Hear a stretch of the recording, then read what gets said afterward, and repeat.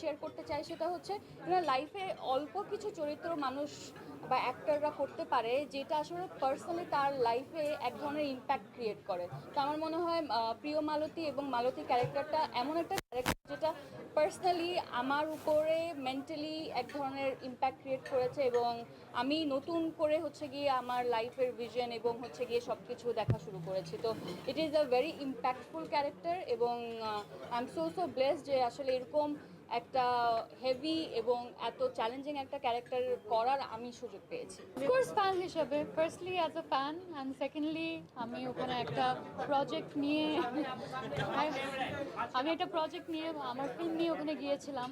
So I was an invited artist, তো সেই হিসাবেও ভেরি ডিফারেন্ট। আমি সবসময় শুনতাম মানে লঞ্চের জার্নিটা খুবই মজার হয়, এবং আমার নিজের কোনো এক্সপিরিয়েন্স ছিল না, বা